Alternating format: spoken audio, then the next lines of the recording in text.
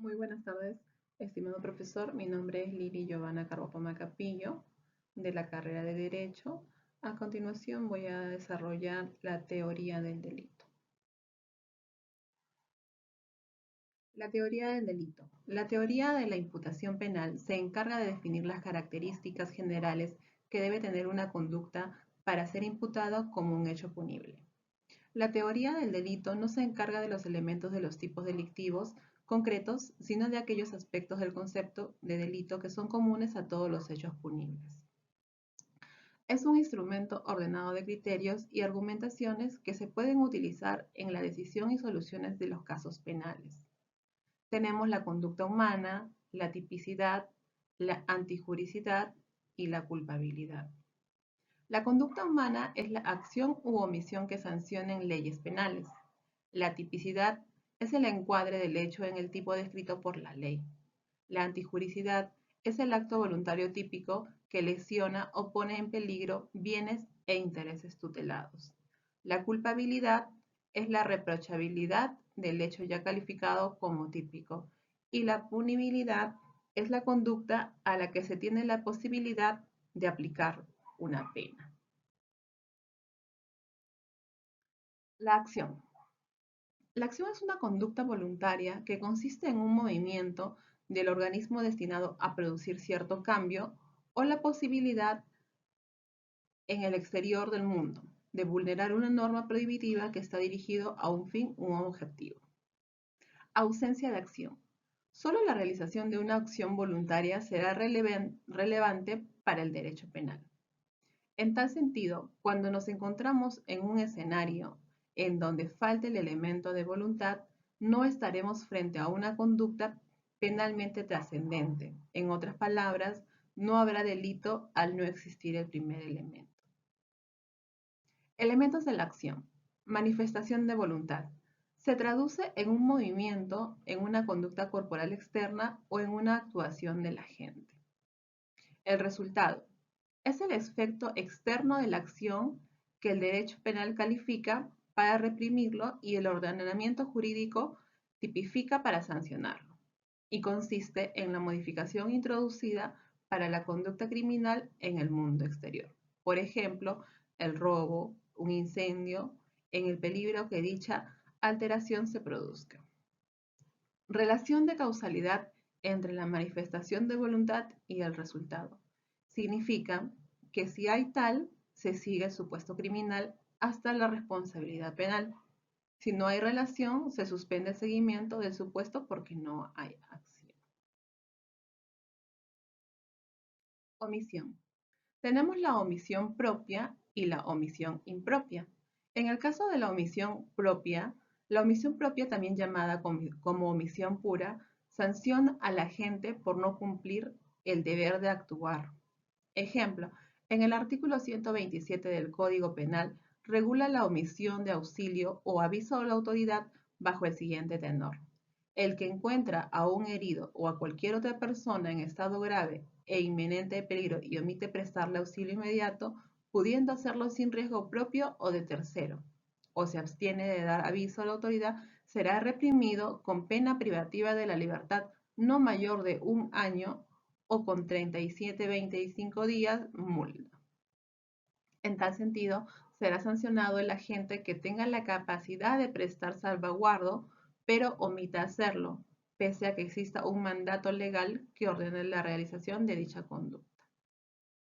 En el caso de la omisión impropia, también conocida como comisión por omisión, se encuentra regulada en el artículo 13 del Código Penal y sanciona a aquel agente que omite impedir la realización de un hecho punible, si cumple alguna de las siguientes condiciones: si tiene el deber jurídico de impedirlo o si crea un peligro inminente que fuera propio para producirlo.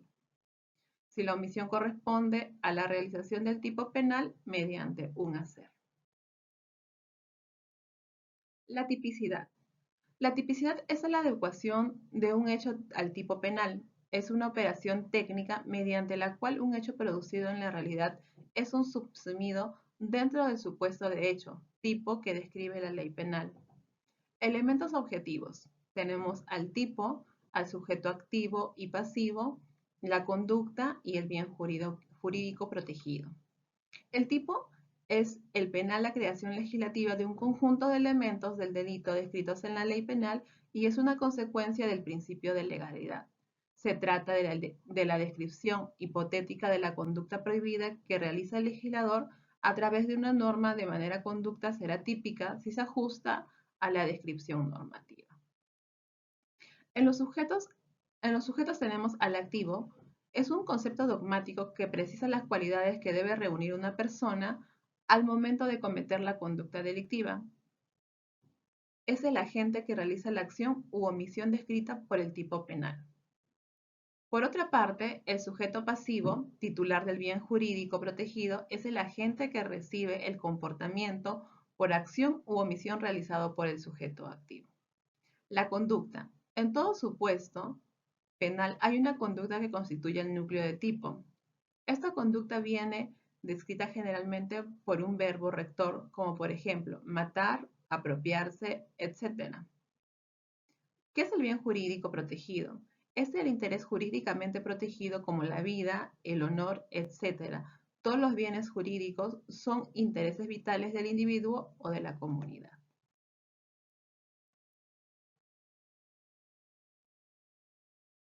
En la tipicidad tenemos los elementos subjetivos que es el dolo y la culpa.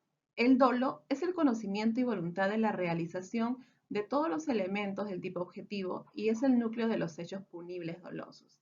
Las clases de dolo. Tenemos el dolo directo o de primer grado, el dolo directo o de segundo grado y tenemos el dolo eventual. En el dolo directo o de primer grado, quien conoce y persigue la realización del delito. En esta clase de dolo, el conocimiento y la voluntad se conjugan en su máxima expresión, como cuando alguien busca matar a otro con disparos de arma de fuego y lo alcanza. El dolo directo o de segundo grado no persigue la ejecución del tipo, pero conoce que su acto tiene muchas posibilidades de realizar. El dolo eventual es determinante entre el dolo y la culpa. El sujeto cuenta con la posibilidad de producción del resultado y acepta esta posibilidad. La culpa. La culpa es la omisión del cuidado debido al calcular las posibles y previsibles consecuencias de un hecho. Es decir, el autor tiene la culpa de la producción de un daño al ejecutar una acción y no aplicar el debido cuidado para evitar los posibles resultados. Tenemos dos clases de culpa, la culpa consciente y la culpa inconsciente. La culpa consciente es la que recibe tal denominación cuando el sujeto se representó de forma previa, con conocimiento, el evento que terminó ocasionando una lesión al bien jurídico. En la culpa inconsciente ocurre cuando el sujeto no representó ni previó el proceso que afectó al bien jurídico que exigía un cuidado especial y por lo tanto debió ser previsivo por el agente activo. ¿Qué es la antijuricidad? La antijuricidad es la contrariedad al derecho. Se trata de un juicio negativo de valor que recae en un comportamiento contrario a las exigencias del ordenamiento jurídico. Causas de la justificación. La causa de justificación excluye la antijuricidad, convirtiendo un hecho típico en lícito y conforme al derecho. Así, en los siguientes párrafos menciono cuáles son las causas de justificación. Las causas de justificación están previstas en el artículo 20 del Código Penal, legítima defensa, artículo 20, inciso 3, estado de necesidad agresivo, artículo 20, inciso 4, y ejercicio legítimo de un derecho, artículo 20, inciso 8. La culpabilidad. La culpabilidad es la base de responsabilizar y sancionar a alguien por una acción ilegal y típica. Es el reproche por haber actuado contra la ley cuando se podía haber actuado de otra manera. La imputabilidad. Va más allá de cometer un acto ilegal. Implica que la persona tenga la capacidad mental y física para comprender la ilegalidad de su acción y ajustar el comportamiento en consecuencia. El iter criminis. El iter criminis, o más conocido como camino al delito, está dividido en dos fases, en la fase interna que es impune y fase externa que es punible. Al respecto, una distinción definida y pausada de cada fase camino al delito no siempre es aplicable a todo hecho delictivo. Citamos, por ejemplo, aquellos casos en los que el sujeto delinque sin miramientos o como consecuencia de una reacción inmediata, en cuyo caso la fase interna habrá sido fugaz o muy breve.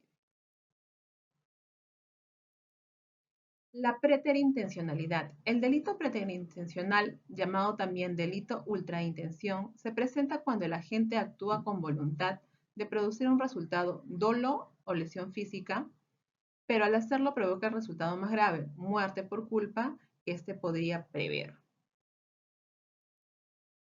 La autoría y participación.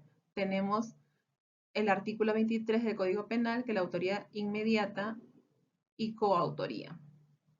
Estamos divididas en tres: autoría directa, autoría mediata y coautoría. Están desarrolladas en dominio de acción, dominio de la voluntad y dominio funcional del hecho. Aquí desarrollaré una casuística de acuerdo a lo señalado en el producto académico 3 de un caso y lo desarrollaré de acuerdo al análisis de la teoría del delito. La casuística. Ana y Pablo, una pareja joven, tuvieron una acalorada discusión en su departamento. Ana, emocionalmente alterada por la discusión, agarró un cuchillo de la cocina mientras discutían y en un momento de ira lo apuñaló. Pablo sufrió una herida mortal y falleció en el lugar. A continuación le haré el análisis de la teoría del delito. El tipo, de acuerdo al artículo 106 del Código Penal, el que mata a otro será reprimido con pena privativa de libertad no menor de 6 ni mayor de 20 años. Sujeto activo es Ana, el sujeto pasivo es Pablo, la conducta típica mata a la víctima, el bien jurídico protegido la vida humana independiente de Pablo. Los elementos subjetivos: Ana actuó con dolo directo al tener pleno conocimiento y voluntad de realizar el apuñalamiento a Pablo. Análisis de la teoría del delito. La culpabilidad. La culpabilidad de Ana se establece al reprocharse su acción contra la ley cuando podía haber actuado de otra manera. La imputabilidad. La imputabilidad de Ana es en ausencia de las circunstancias que afectan su capacidad mental, está presente ya que tiene la capacidad de comprender la ilegalidad de su acción. La preterintencionalidad. En este caso de homicidio simple no se presenta preterintencionalidad, ya que el resultado de la muerte de Pablo fue buscado por Ana al momento de apuñalarlo. Autoría y participación. El presente caso es auditoría directa, pues Ana mató a Pablo. Muchas gracias.